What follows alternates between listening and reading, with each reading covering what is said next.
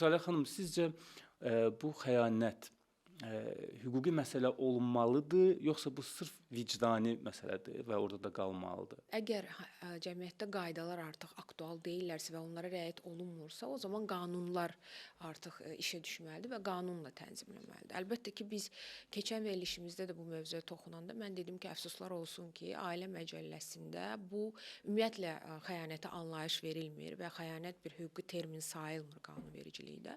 Halbuki mən keçən dəfə də nümunə gətirmişdim ki, məsələn ki, Türkiyədə və bir sıra başqa Avropa ölkələrində xəyanət anlayışı qarşı tərəfə, qurban tərəfə kompensasiya alma imkanları yaradır, mülk bölgüsündə və s. Amma bizdə bu anlayış yoxdur. Mən statistikanı bugün oxudum səhər gəlməmişdən öncəki son 3 aya 3400-dən çox boşanma faktı müəyyən olunub. Mən hər yerdə çıxışlarımda deyirəm ki, əfsuslar olsun bizdə qanunvericilik boşanmanın səbəbini araşdırmır. Yəni məhkəmədə hər hansı boşanan şəxsə sual vermirlər ki, sən nəyə görə boşanırsan.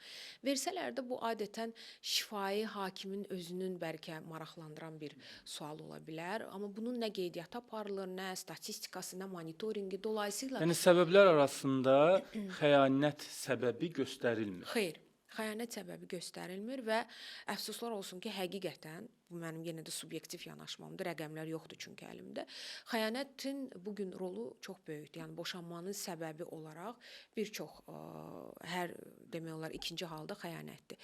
Və nə göstərir ki, demək qaydalar və yaxud bizim mentalitet anlayışımız və s. hal-hazırdakı vəziyyəti tənzimləmir.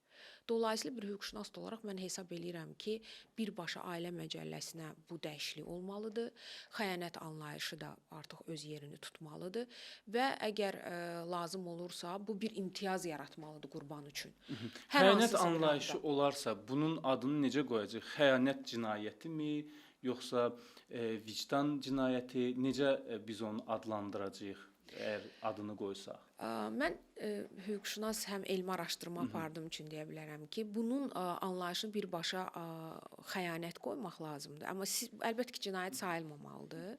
Amma bəlkə də Ailə Məcəlləsində pozuntu kimi, yəni Ailə Məcəlləsində hər tərəflərin öhdəlik və hüquqları var və o öz öhdəliyini icra eləməmiş olur və qarşı tərəfin hüququnu pozmuş olur.